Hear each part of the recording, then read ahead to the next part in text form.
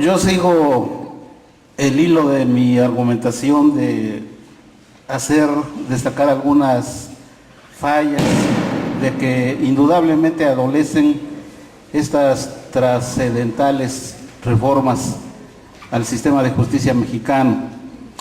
Siguiendo el hilo de argumentación de los que promueven a nivel oficial estas reformas, y no hay que perder de vista que de ahí es donde viene la movilización, el impulso de estas reformas.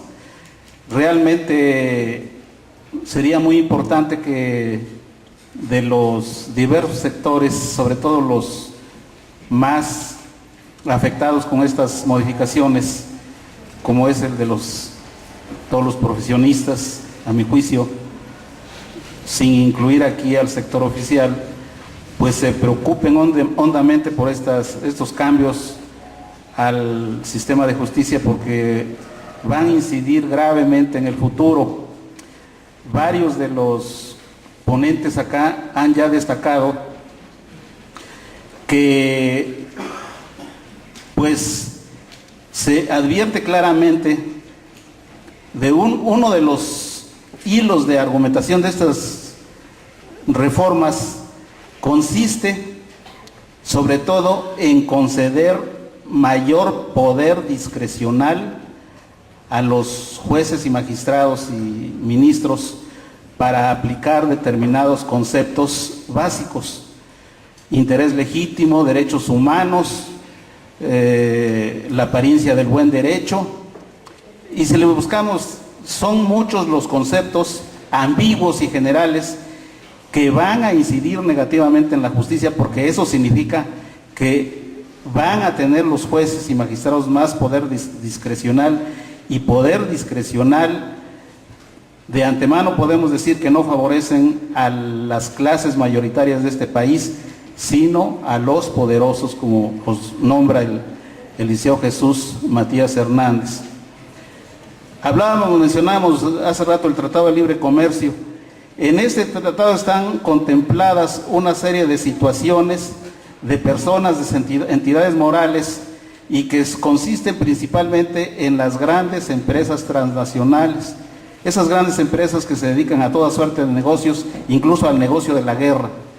Y estas empresas, a través de de hecho son consorcios de empresarios o de empresas que se dedican al negocio, porque el negocio de la guerra es muy lucrativo y tiene muchas actividades, muchos campos de acción. Y entonces va a suceder que estas grandes compañías pues van a tener derechos humanos de acuerdo con los tratados, y vamos a estar protegiendo nosotros a esas actividades belicosas que se están realizando, incluso ya en México, porque vemos hombres enmascarados realizando toda suerte de actividades arbitrarias todos los días, lo dice la prensa. Y entonces esas personas se encuentran bien protegidas por estos tratados que contemplan derechos humanos. Por eso es lo peligroso. Si fuéramos de antemano nosotros a saber que se van a aplicar esos derechos humanos en beneficio de la gente sencilla, del gran grueso de la población, no habría objeción, sino que ese es el tremendo peligro que se cierra en contra de México. Por eso yo considero que estas modificaciones tienden a conceder más poder discrecional, que significa más poder arbitrario, a los jueces, magistrados y policías.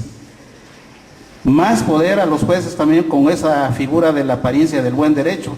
Esta figura significa que hay buenos derechos y malos derechos, o derechos que tienen buena apariencia y derechos que tienen mala apariencia. Yo pienso que el derecho es el derecho nada más, y no puede ser calificado de antemano por nadie, ¿verdad?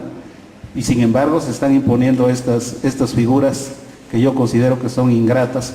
En fin, el hilo de argumentación, porque son muchas las publicaciones de índole oficiosa y oficial, de ahí se advierte cómo este grupo de personas que tiene mucho poder, vamos a decir que son voceros de quienes están detrás de estas reformas, lo que están manejando es quitar cada vez más los principios democráticos, los principios del derecho social establecidos y ya reconocidos de manera universal, y ahora viene un hacia atrás, estamos yendo como los cangrejos.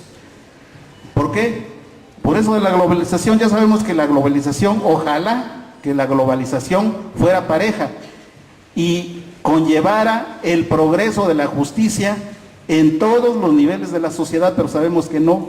La globalización fundamentalmente consiste en que las grandes corporaciones transnacionales de los países capitalistas prácticamente están realizando un control, una concentración de todas las facultades, tanto a nivel privado, del derecho privado, como a nivel del derecho público. Por eso es que más que un progreso, estas reformas, como lo planteó hace un momento el señor magistrado Martínez Sánchez, significan un progreso o un retroceso. Es un retroceso el que estamos presenciando, porque el Estado se vuelve más poderoso. Eso, y claro, nos están dando un atolito con el dedo, ¿no? Con lo de los derechos humanos, con lo del interés legítimo, con la apariencia del buen derecho, bueno, en fin, etcétera, etcétera, etcétera. Y que van por el lado que yo estoy analizando y criticando, de que sobre todo los altos mandos del Poder Judicial, Consejo de la Judicatura y Suprema Corte, están constituidos y siguen en esa pauta con estas reformas, algo sumamente negativo y perjudicial para México, concentrando mucho poder, demasiado poder, en demérito de una mejor administración de justicia en México, en demérito de la autonomía e independencia de los titulares de los órganos jurisdiccionales de todo el país, del orden común o federales.